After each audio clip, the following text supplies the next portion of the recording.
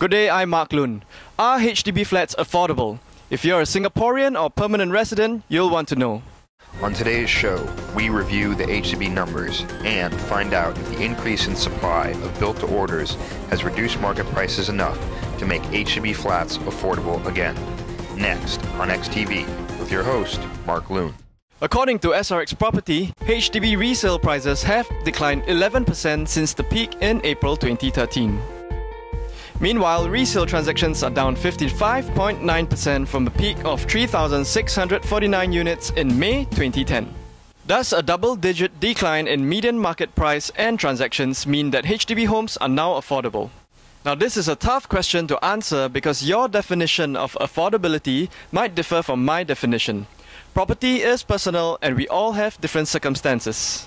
When setting HDB policy, the government looks at national indicators like income and compares them with home prices. Let's take a look at these indicators and see what they tell us. According to HDB, the government has completed 69,448 flats in total since 2009. This is a lot of flats. I have posted this graph on srx.com.sg/research for you to look at. It appears that this increase in supply has helped decrease the price of HDB flats. As you can see, when I overlay units completed with the SRX price index for HDB resale, the new supply started to take hold in year 2013 and prices began to creep down. So we know HDB resale prices are going down, but how does median income compare? You can see from the graph that median resident household income has grown by 38% since the recovery from the financial crisis in 2009, whereas the prices of 3-room HDB flats have increased by 33%. 4-room flat prices have increased by 30%, 5-room flat prices have increased by 28%, and executive flat prices have increased by 33%. Increase in median income since 2009 is between 5 to 10% higher than the increase in prices across all HDB types. Since the recovery from financial crisis in 2009, median income has surpassed HDB resale prices.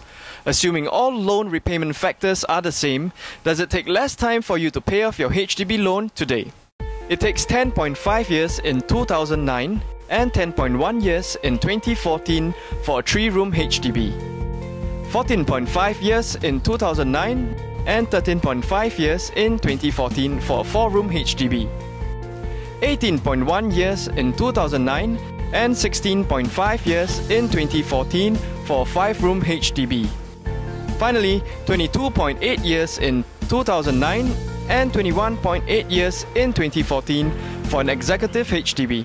Median household income has outpaced the rise in prices for all HDB types since the recovery from the financial crisis in 2009. In addition, it takes less time to pay off your HDB loan regardless of HDB type since 2009. Therefore, we can conclude that HDB flats are more affordable, especially after taking into account various government subsidies. Does that mean now is a good time to buy? Or should we wait until the cooling measures have been eased? While the big indicators like income and loan repayment schedules suggest that HDB flats are affordable, the government can't tell you whether the flat that you have your eye on is affordable. Only you and your agent can determine affordability as it pertains to your individual circumstance. To determine the starting price of the HDB flat type that you are most interested in, go to srx.com.sg. Enter your address and details into the X-value calculator to determine the estimated value of any HDB flat type. Thank you for watching XTV. Tune in next week when we break down the individual performance of private apartment buildings during the cooling measures. I'm Mark Loon. Have a good day.